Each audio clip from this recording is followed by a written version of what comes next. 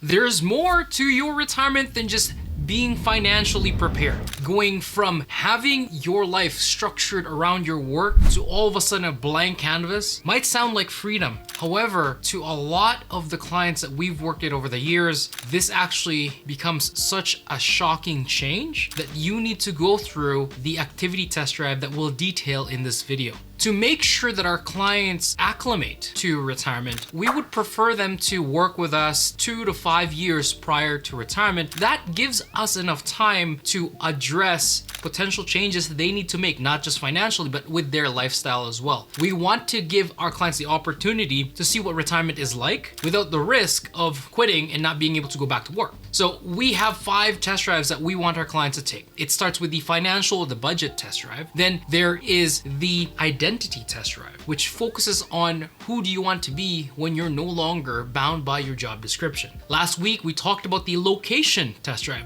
We all have these image of idyllic places that we want to spend the rest of our lives in, but when you actually experience it, it might not be the same. So check that video out. Today, we'll talk about how you would potentially fill your days in retirement.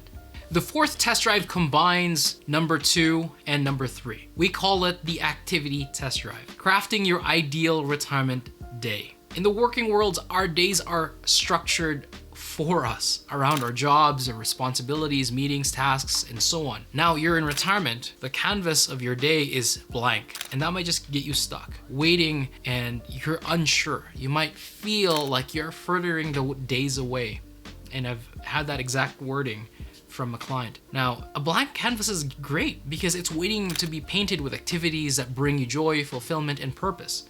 This activity test drive is all about exploring and refining what you want to fill your days with. So the first step to go through in this test drive is just revisit old hobbies. Dust off that guitar, pick up the paintbrush, or hit the tennis court, now pickleball. Maybe reconnect with past hobbies to see if you still have the same passion that you had in the past. The goal here isn't to vacation. If you were stuck at home, what would you be doing to fill your days? You might even want to look back to March, April, May, June of 2020, when we really didn't know what we could do. How did those days feel to you? Minus the anxiety that we were all facing together. So the next thing that you could do here is explore new interests. Look at classes and workshops in your local community center, local college courses, online classes, or workshops that pique your interest. Look for group activities particularly, right?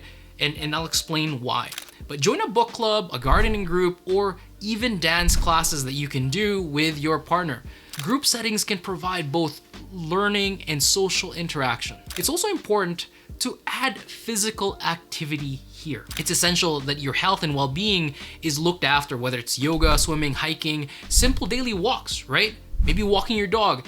You need to schedule in ways to maintain your health consistently. Maybe explore volunteering. By offering your skills and time, not only do you benefit the community, but you're also providing yourself a sense of purpose. So explore local charities, schools, churches, and community centers that resonate with your value. We've talked about extended stay, but another idea here is travel exploration. If travel is in your retirement wish list, start making short trips right now.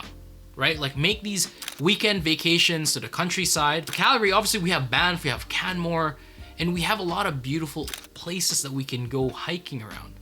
But maybe a weekend on the countryside or a nearby town that you've never really visited could be enough to just add to your more fulfilling retirement. Now, let's simulate the daily routine, right? Structure a typical retirement day around these activities. How does it feel? Did you take on too many things all at once? Is it too packed? Do you feel like it's too idle? Adjust accordingly. Now, going to almost all of these test drives, right? Like the final step is feedback and tying it to retirement. At the end of these tests, after a few weeks of trying these activities, at the end of each week, reflect on the activities that you did. Which ones actually made you happy?